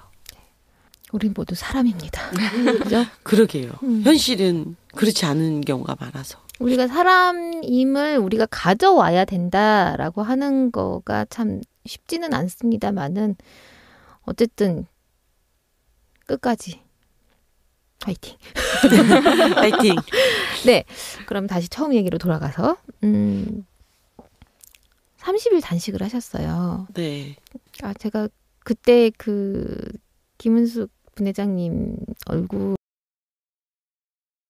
네. 지금 땡그리 분회장님이라고 말씀을 하시는데 정말 반쪽이 됐어요.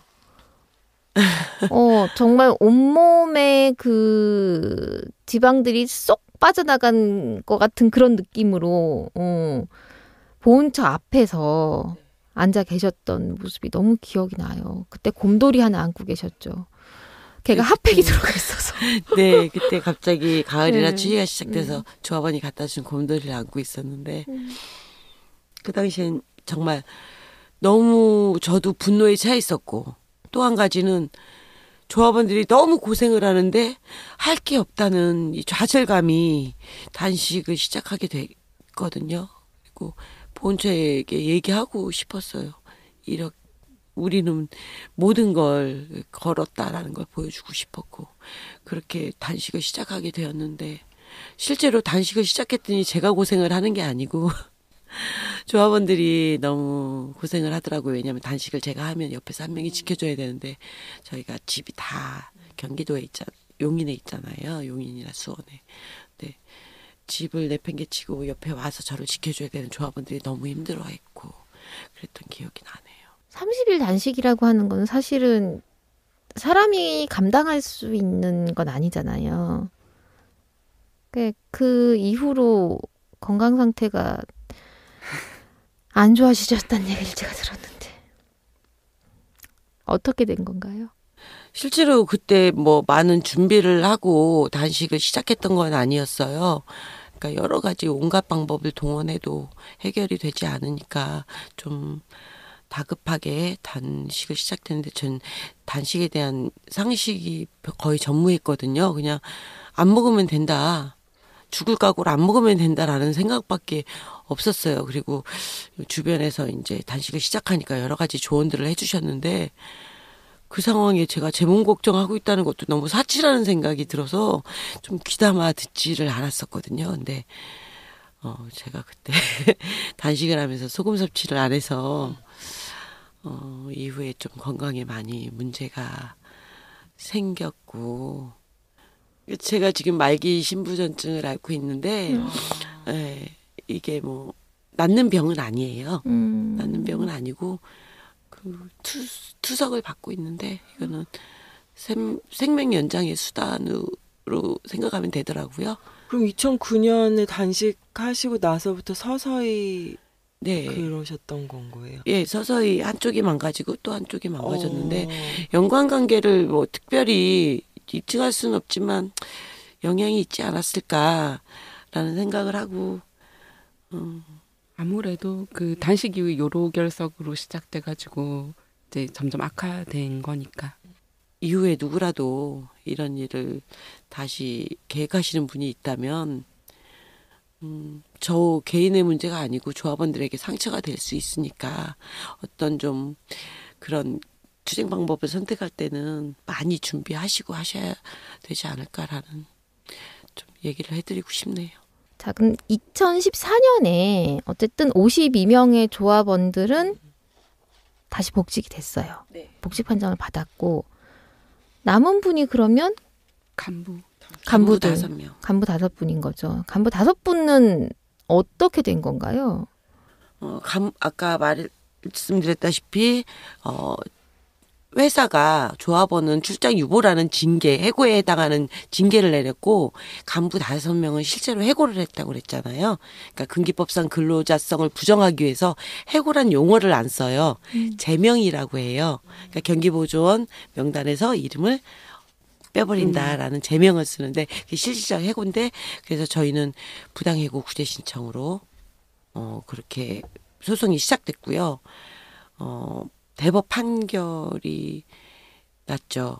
간부들은. 그래서 근기법상 근로자가 아니기 때문에 그러니까 이게 부당한 해고냐 아니냐를 다툴 필요가 없다는 각하 판결을 받아서 저희는 복직하지 못하게 됐어요. 네. 그때 사실은 그 말을 듣고 난 다음에 심정이 어떠셨어요? 너무 억울했죠.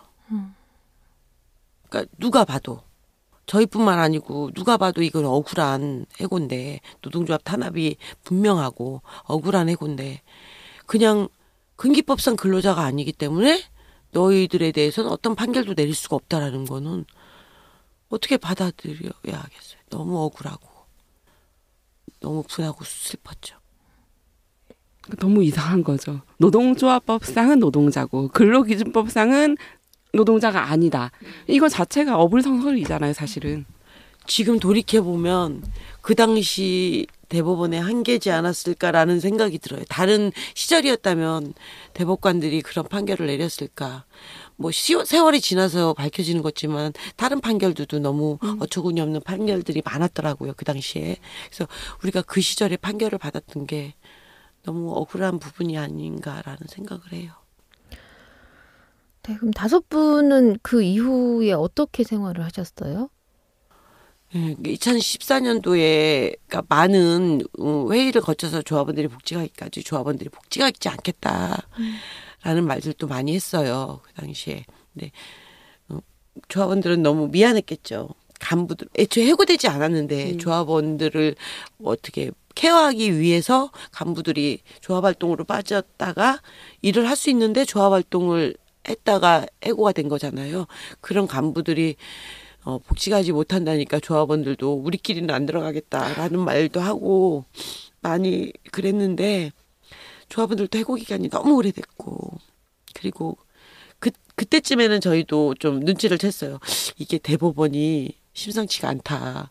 이게 상고를 해서 올바른 판결을 받을 가능성이 100%겠느냐라는 고민도 있었고 해고 기간이 너무 오래됨으로 인해서 너무 회사 내에 남아있던 소수의 조합원들도 너무 힘들어하고 같이 힘을 합쳐서 한 공간에도 있어야 되지 않겠나라는 생각에 조합원들을 설득해서 복직을 시켰는데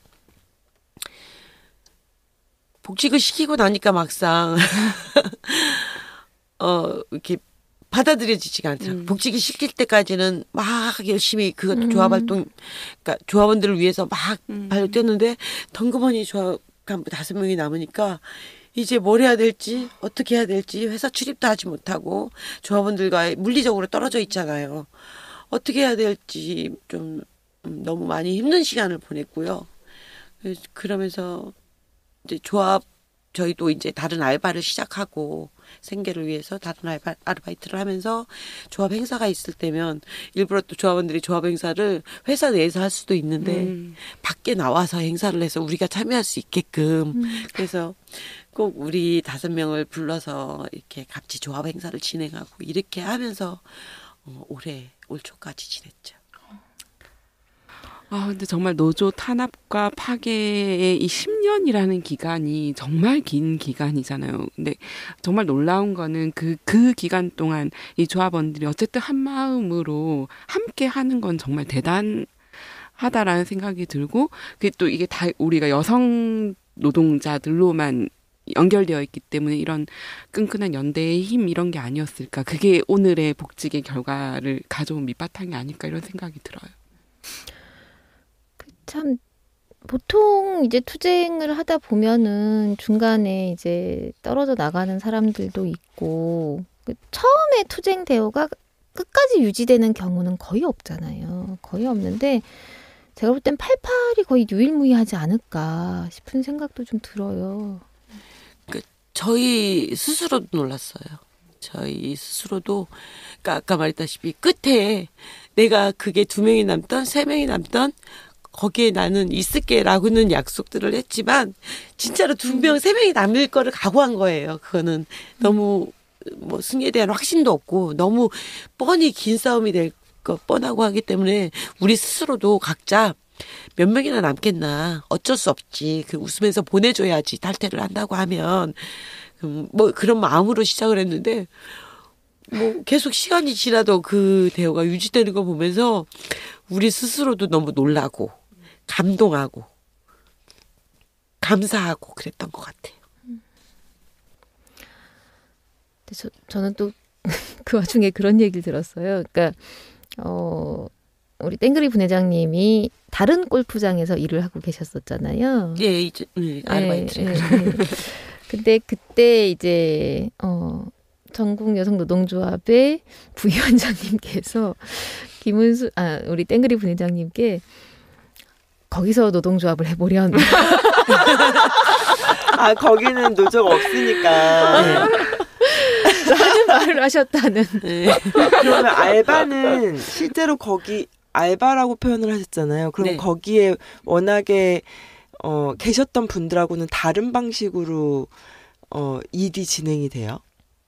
그러니까 경기 보조원 골프장들은 거의 일하는 게 대동소이해요. 그러니까 일은 똑같은데 어떤 뭐 자격이나 이런 게 달라요? 알바라고 표현을 하셔서. 아니, 저는 복직을 위한 아, 80년 때문에 아르바이트라고 표현을 하는 거고요. 실제로 일하는 네, 실제로는 거기에 자격이나- 전속돼서 일을 한 거죠. 그래서 제가 뭐 어차피 경기보전 경력은 많기 때문에 어디에 취직을 해서 일을 하는 건 어렵지 않아요. 그래서 일을 했는데 제가 갔던 골프장이 또 극악무도한 골프장이었어요.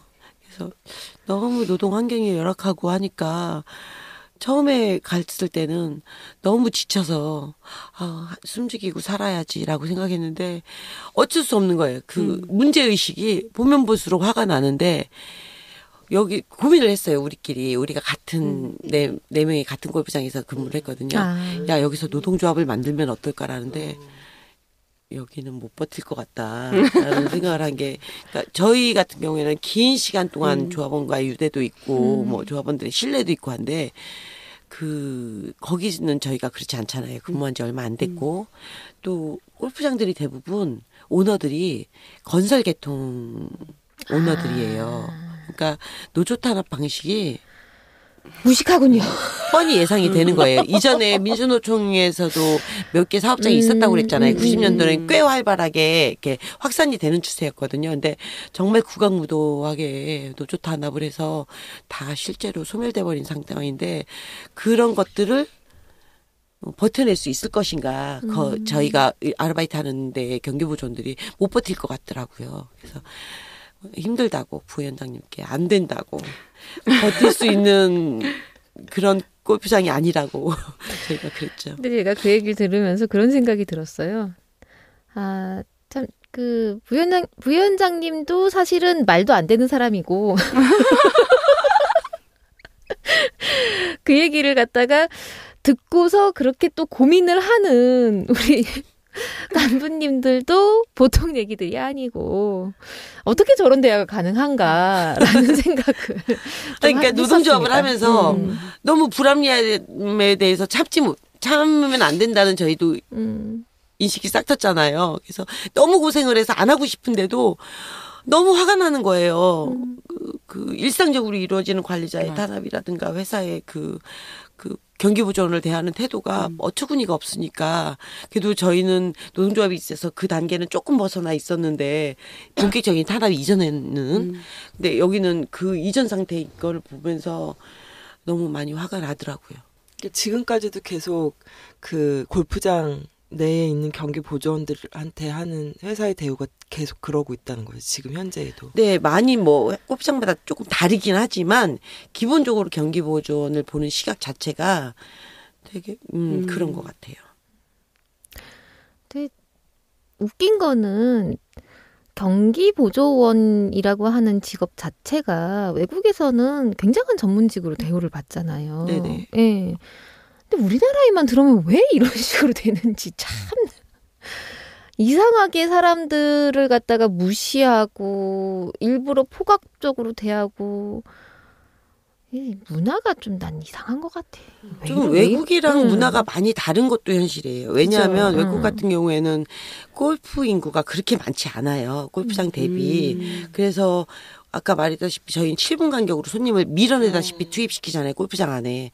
외국은 그러지 않거든요. 그래서 골프장이 캐디 없이 자유롭게 라운딩을 하기도 하고 그리고 골프 경기 국제 시합 같은데 시합을 뛰는 캐디들은 아주 고도의 전문성을 요하기도 하는데 저희 같은 경우에는 그러니까 회사의 필요에 의한 경기 보조원인 게 강해요.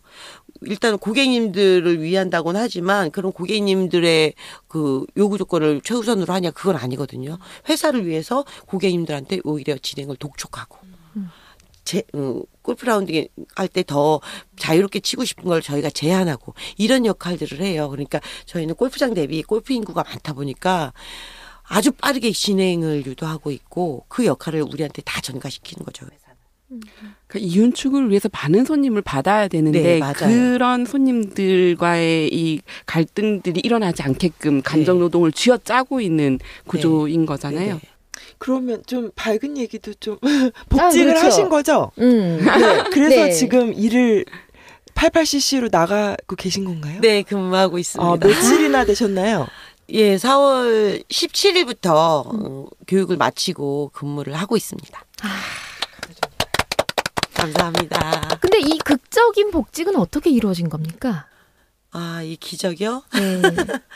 촛불의 힘 아니었을까요? 정권이 바뀌고 네. 나서. 저희도 솔직히 이렇게까지는 그러니까 복직의 희망의 끈을 놓지 않으려고 노력은 했지만 힘들지 않을까라는 생각을 많이 했어요. 회사가 그동안 너무 완강했고 저희가 또 징계자 5명은 대법원에서의 안 좋은 판결이 있고 해서 현실적으로는 너무 어렵지 않을까라고 생각을 하지만 어떻게든 또 우리 노동조합의 힘으로 복직할 수 있을 거야라는 희망의 끈을 억지로 잡고 있었죠. 근데 정말 촛불의 힘이었던 것 같아요. 저희 정권이 바뀌고 보훈처장님도 바뀌고 8.18 사장님도 바뀌고 그 과정에서 저희가 2010년도에 단협 해지가 되고부터 지금까지 단체 교섭이 100회까지 진행되고 100회 만에 단체 협약이 체결됐거든요. 이번에 100회. 네, 100회. 그 과정에서 대승적인 차원에서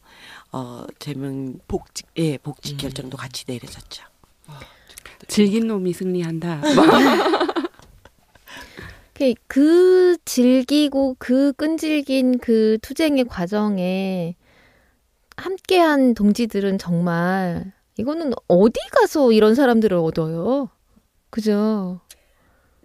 늘 신기해요. 그러니까 우리끼리 맨날 그런 얘기를 해요. 우리 조합원들은 개별적으로 떼어놓으면 다 그냥 별론데 그렇게 특별한 능력도 없고 특별히 좋은 사람들도 아니고 특별한 점이 하나도 없는 사람인데 어떻게 노동조합에 노자만 나오면 저렇게 특별한 사람들이 되냐라고 하면서 저희들이 막 칭찬하는데 노동조합이 우리를 되게 특별하게 만들어줬던 것 같아요. 그건 어떻게 보면 저희가 여성노조에 굉장히 감사하는 부분이기도 하고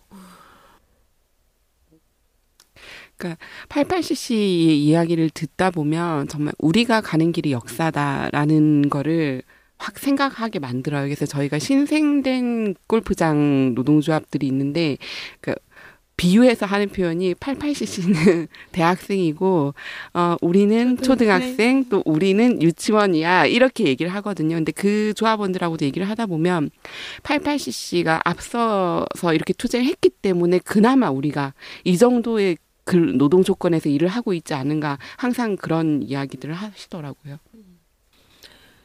처음에 한 2007년도 전경이죠. 저희가 99년도에 노동조합을 결성했고 그러니까 탄압이 시작되기 전에 2007년도쯤에는 그러니까 골프장 업계에 저희 소문이 자자하게 났었어요. 88cc는 노동조합이 있어서 근로조건이 좋대. 그러니까 일례를 들면 저희가 노동조합을 처음 만들었을 때 무엇을 요구했는지 아세요? 무급 출산휴가, 안경 착용 좀 하게 해달라, 무급 생리휴가 좀 달라, 이런 것들을 요구했어요. 그러니까 유급도 아니고 무급을. 너무나 당연한 것들. 네네. 그러니까 예전에는 출산휴가라는 거 자체가 없었고 말했잖아요. 40대 초반에 정년을 맞아야 될 만큼 꽃다운 나이에 일해야 되고 늙었으면 그만둬야 된다라든가 애를 낳으면 그만둬야 되든가 이런 의식이 팽배해 있었어요. 그래서 88cc에 출산휴가가 없었어요. 그냥 아이를 낳으면 그게 임신을 하면 퇴사인 게 너무 당연했었던 시절이 있었거든요. 그러니까 노동조합을 처음 만들어서 그런 어처구니 없는 요구들을 했는데 지금 생각하면 아니면 다른 직종에서 보면 그런 요구를 해? 단협에 그런 조항이 있어라고 단협에 넣을 필요가 없는 조항들이잖아요. 다른 직군들에서는. 근데 저희는 그런 것들을 요구했고 그런 걸 따냈는데 타 골프장에서 그런 게 있다는 게 너무 모범적인 사례가 될 거고 그럼 그 과정에서 약간 뭐랄까 수급 불균형이 이루어지기 시작했어요. 2000년대에 그러니까 경기 보존 수가 골프장이 기하급수적으로 늘어나면서 경기 보존이 모자라기 시작했죠. 그러니까 그 과정에서 수급이 어려우니까 우리 88의 사례들을 가져가서 왜냐하면 자기 골프장에서 자꾸 경기 보존들이 떠나니까 왜 떠나냐. 88은 일정한 경기 보존이 유지되고 있는데 우리 골프장은 왜 자꾸 떠날까라고 해서 저희 단협이나 수칙을 가져가서 사례 공부도 하고 같이 그랬던 케이스로 그러니까 선도적인 역할을 저희도 모르게 해 나가게 되더라고요. 누군가 길을 열면 네. 그거는 길이 되고 점점 더 넓어져 가는 건 정말 맞는 것 같아요. 네, 네. 이 긴 얘기를 이렇게 짧게 사실은 이렇게 짧게 할 건 아닌데 저는 얘기를 하다가 내가 잘못했다라는 생각이 들었네요. 이 얘기는 아껴뒀다가 책으로 써야 되는데 진짜 저는 88 언니들 보면은 그런 생각 많이 해요. 저 투쟁의 시간들을 저렇게 버텨온 동지들이 있다라고 하는 거가 정말 부럽고 근데 그 시간만큼에 있어서의 쌓여진 그 두께는 그 누구도 뚫을 수가 없을 네네. 거다. 그리고 세상에 그런 동지들을 가진 사람들이 몇이나 되겠냐. 네. 그게 너무 큰 보람이고 행복이죠. 그러니까 저희 가족들도 가끔 저를 한심해요. 한심해한다고? 네. 그러니까 잘 이해를 못하니까 넌 왜 그러냐. 넌 왜 이렇게 노동조합에 미쳐서 그러냐. 뭐 네가 얻은 게 뭐냐 이런 얘기들을 하는데 그러면 사실 돈에 미치는 게 좋을 수도 있고 뭐. 저는 후회는 별로 없어요. 제가 인생을 살면서 그러니까 함께라는 소중함을 어떤 기회를 통해서 이 정도로 확인할 수 있을까. 그러니까 사람을 가볍게 사귀고 가볍게 평가하잖아요. 근데 이 정도로 이렇게 아주 깊이 고통을 당하면서 정말 믿음을 가지고 사람들을 얻을 수 있는 기회가 얼마나 될까. 동지를 얻는 네네. 게. 맞아요. 네. 동지를 얻는다는 건 쉬운 일이 아니잖아요. 평생에. 친구를 얻을 수는 있지만 그래서 너무 그 부분이 소중하고 그리고 지금은 또 제 인생에 가장 행복한 나날들을 보내고 있기 때문에 저는 근데 우리 땡그리 분회장님이 말씀을 진짜 잘하세요.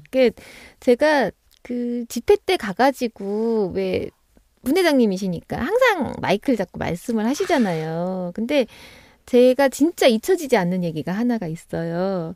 기억하실지 모르겠는데 그때 보훈처 앞에서 집회를 하면서 이런 말씀을 하셨어요.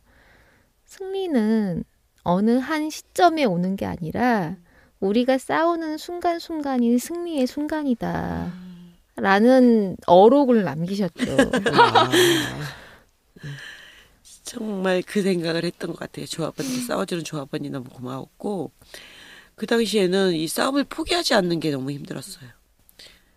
그냥 끝이 없을 것 같고 어쨌든 패배가 있을 것 같고 주어진 조건이 너무 안 좋다 보니까 네. 그 포기하고 싶잖아요. 그러니까 그 당시 어떤 생각을 했냐면 그때 이명박 정권 하에서 너무 정권이 폭력적이니까 우리 온 세상이 온 사회가 길들여지고 있었잖아요. 그래서 정말 우리 조합원들과 그 얘기했어요. 우리 길들여지지 말자. 우리가 이 투쟁을 승리를 끝나든 어쨌든 우리가 이 삶이 아니고 앞으로의 남은 많은 삶들을 살기 위해서 우리가 길들여지지 말자. 우리 아이들에게 부끄럽지 않은 투쟁을 해 나가자. 무자비한 정권이지만 우리가 싸울 때까지 우리가 옳다고 생각하는 것들을 외치자. 굴복하지 말자라는 다짐들을 하면서 싸웠거든요. 그래서 정말 그때가 하루하루가 승리라는 생각을 했던 것 같아요. 우리는 오늘도 굴복하지 않고 이겨내고 싸우고 있다라는 게 그 무자비한 어떤 탄압으로부터의 하루하루 승리라고 생각했었어요. 저는 지금 그 생각이 들었습니다. 생텍쥐베리는 지금 땡그리 부회장님에게 졌다. 가끔 우리 조합원들이 가끔 저를 그런 말을 할 수 있게끔 만들어줬네요. 신뢰가 그렇게 깊은 사람들을 곁에 계시고 있는 우리 행복한 부회장님. 네. 앞으로도 더욱더 행복하게 네. 즐겁게 웃으면서 사시고요. 예. 건강도 잘 챙기시고 네. 우리 오래오래 같이 행복하게 삽시다. 네. 화이팅! 화이팅! 저는 참 숙연해지는 시간이었어요. 그래서 말을 많이 할 수가 없었어요. 네. 말을 짧게를 못했어. 아니요. 오늘 정말 귀한 말씀 들려주셔서 감사합니다. 행복하게 사시고 자, 우리 오늘 여기 이 시간 맞춰볼까요? 네. 네. 다음 시간에도 우린 또 만나는 걸로 합시다. 우리 다음 시간에 같이 만나요. 제발. 팟캐스트 울들의 당나귀 귀 시즌 4는 한국여성노동자회에서 제작합니다.